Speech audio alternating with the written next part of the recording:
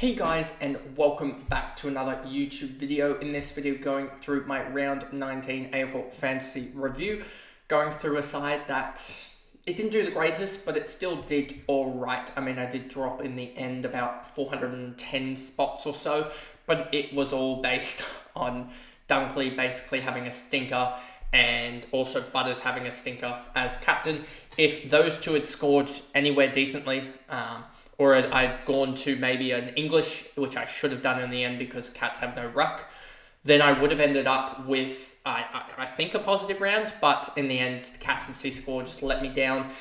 And Caldwell also having to have a concussion test, which meant that he subbed out on the Friday night as well. He was on track with 20 minutes, 25, I think we counted 25 minutes to go in the game.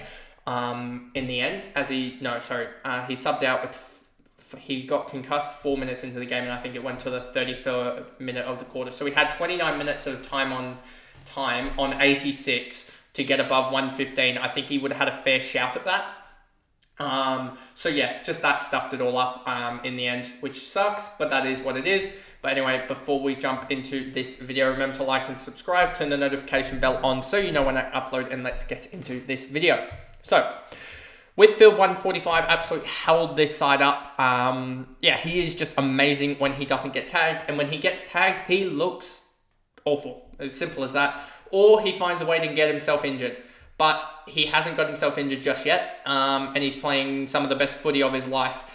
And he's averaging 110 almost. So, yeah, his last five are kind of amazing. Like a 130.2 is one of the best. So, the part of me is like, he's going really well, so I should VC him. But then part of me is like, look what Dunkley did. He's going to have a stinker sometime soon. So it's like, we'll see what happens on the Friday.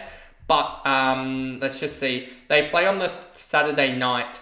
But I also really like Freo guys in this matchup here. And then you can also have there's also a Bontempelli, I would say, a Bontempelli captain here, even against Sydney. Or you could go a Collingwood player like a Nick Dacos here against Richmond. But even Nick Dacos is having stinkers now. There's that. But you've also got this North Geelong game where you could potentially captain or VC a Sheasel there. There's that as well. And also I don't know if I have a loop after for the GWS Melbourne game to actually VC him yet. So I probably won't be going down that loop. But I really want to VC him sometime soon. Let's see there. And I don't really want to captain him necessarily per se, but he is going absolutely amazing. And then you've got also, probably could do it this game, as I probably will start just giving up on Supercoach at this point and the vice captaincy there, as Supercoach just had a stinker of a week. Sheasel 134 absolutely showing out again. We talked about his review just recently. That would be an hour ago as it would have been released. He had a really good game. Nick Martin 97, that seems the trend for him at the moment, to go 90s, have a big game every once in a while, and that's honestly enough as a top tier guy. As long as he has one big game every sort of 5, his baseline is in the 90s, and as a defender, defenders only need about 97, 96 to be top line. Or top 8, I should say, which is what you're really hoping, top 6, top 8. So I think he's going along really well. And I mean, if you look at 3-round averages and then go positions, defenders, you'll see here the drop off. You got Rivers, Ridley. What did Ridley do to get to that? Ridley had a couple good games and then a stinker. But then you've got Wangdi, Malira, Colby McKercher. And if we go to 5-round averages, you'll see that drops off dramatically now.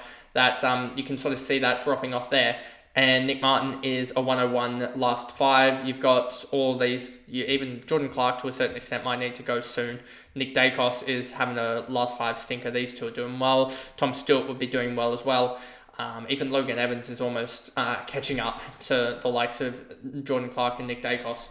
But you see that top of the line sort of range is around about that 100 marker, 99, 98. Somewhere around there is sort of the marker, I would say. As you got 2 guys there below, so those 2 count in. So 99 I think is the last 6, is the top 6 marker for it, and 98 is around the top 8. So he's hitting that marker pretty comfortably, especially when he has one big game every 5. Logan Evans, I wish I could have brought him in 15 points there. If I had a way to put him into the forward line, that would have gotten me another 29 points, which would have definitely helped.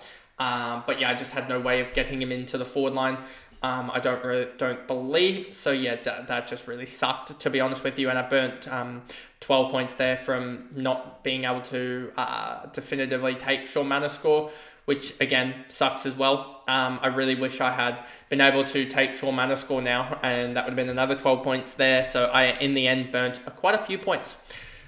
Nick Dacos, 87 in a non-tag game. He's really slowed down. Jordan Clark, 86 in his game, but he has a really good game, I think, against West Coast. Last time against West Coast, he put up a 96. But yeah, he's just struggling at the moment. He lost 65 points in the reverse match of the Melbourne game. Hawthorn game, did he play them earlier this year? No. Richmond game, he put up +5. So yeah, he really isn't just putting up good numbers. At least he put up a decent return against the Swans in the return game. But he has Eagles, Essendon, Geelong in the next 3. Eagles put up a 96. Essendon, he hasn't played yet, and Geelong hasn't played yet. And then he has GWS and Port, and he played Port for a 66. That's a worry. And GWS didn't play yet. Looking at that, so yeah, he's playing a team in round 23 that they have not played yet. Quite a weird schedule.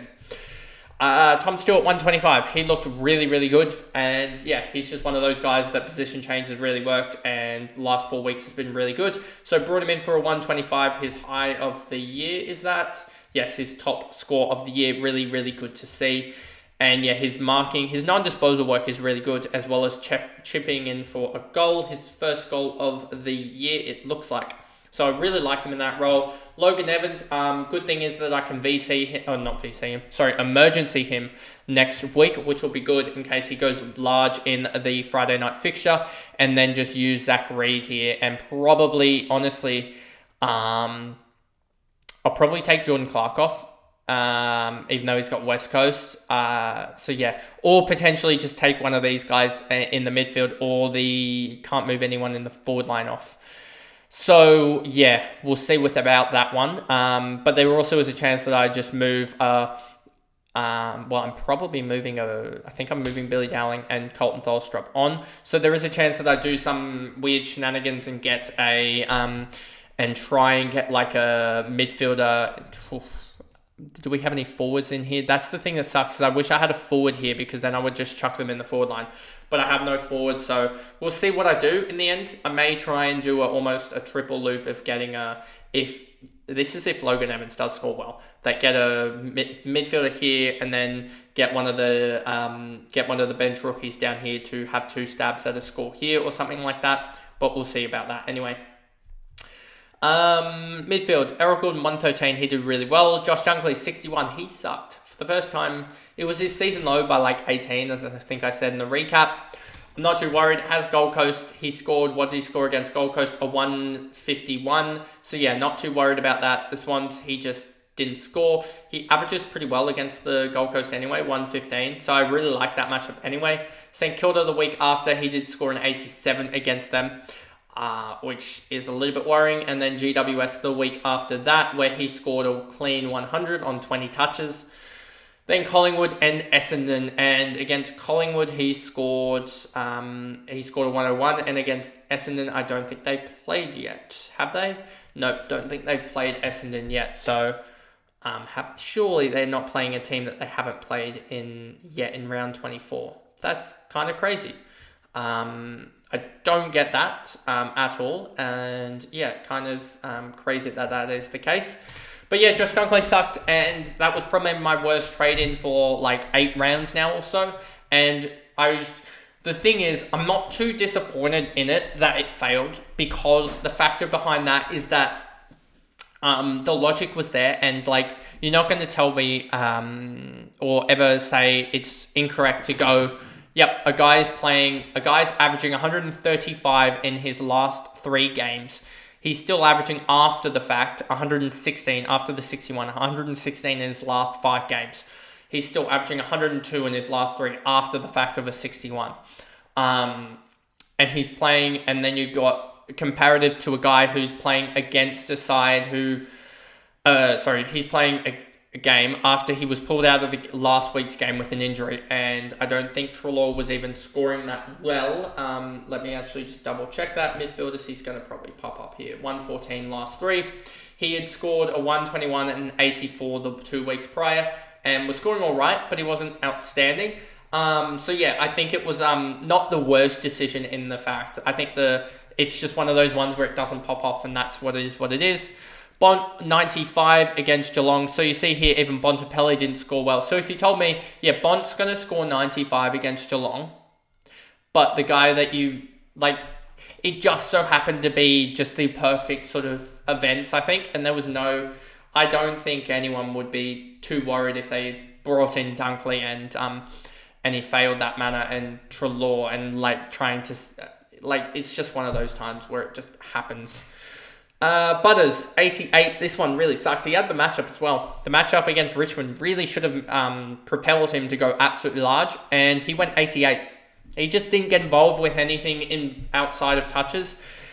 And yeah, that kind of sucked, as that burnt 28 points to the likes of Tim English, and a lot of points to Flanders and guys like that.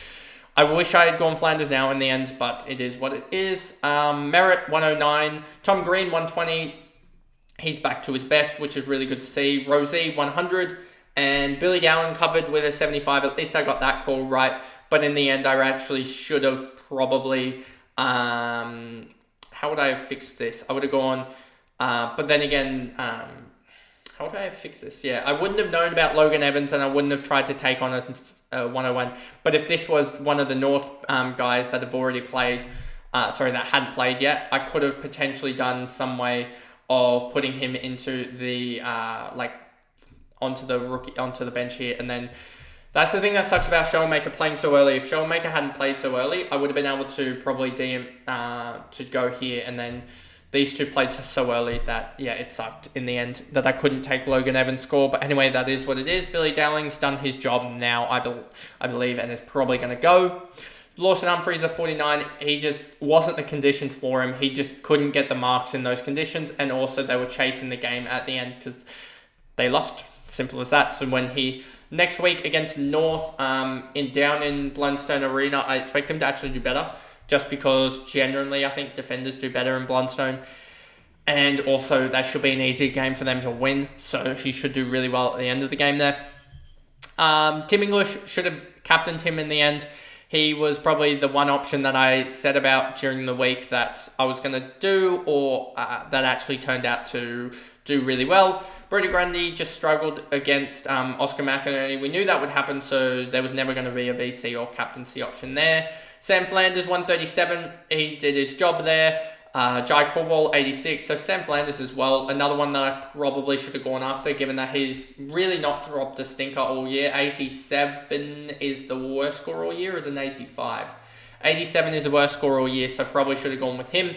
Jai Corwall, 86. We talked about that. His concussion test that he had to have meant that he was going to be subbed out of the game. Dane Zorko, 131, was never going to do it with the potential tag there, so was never going to go that route, but he definitely opens up an option next week now against the Suns, given he went absolutely huge against them last time out. And yeah, I think that is definitely an option to go a VC into potentially you've got Melbourne against GWS. I'm probably going to bring in one of the Fremantle mids just because of this matchup here. So there is an awful chance that I go a VC of Dane Zorko into a C of like a Sarong Brayshaw type there. Or I could go against Richmond, but I don't really want to test that. Or I could go Bont there. So I probably will do that. So Dane Zorko probably lines up well for that as well. Isaac Keaney, 78, he just couldn't get it going in his return game. He did still have 19 touches, 6 tackles, and 2 behinds. I'm pretty sure he copped a knock as well. Like, half this one's knocks in that game. So, yeah, he just struggled, I think, late on. Dylan Moore, 92, he really kicked into gear late on and actually got to a really respectable total. And then Luke Jackson, I think it was just precautionary that he sat out the last 5 minutes of that game because the game was dead and he had a knee complaint. I think it was just a corky. But a 72 from him after the start. He had a 27-point second half. Really annoying, but it is what it is. And then Mana 84 on the bench. I hope those scores come in earlier because now that we have this score here, it means that if Luke Jackson if he does score a really big score, I will just be taking Luke Jackson off and putting Barnett in there, and then we can just do that swap there to get that score. But anyway, that pretty much is the video there, and I guess I will see you guys in the next one, I guess. So I'll see you guys in the next video, which will be my cash cows and then trade targets videos on Thursday, and Friday again you'll see the regular videos, which will be my team reveals. And yeah, Supercoach is not going to be fun to record because that was an absolute stinker. But anyway, I'll see you guys in those videos. Bye guys.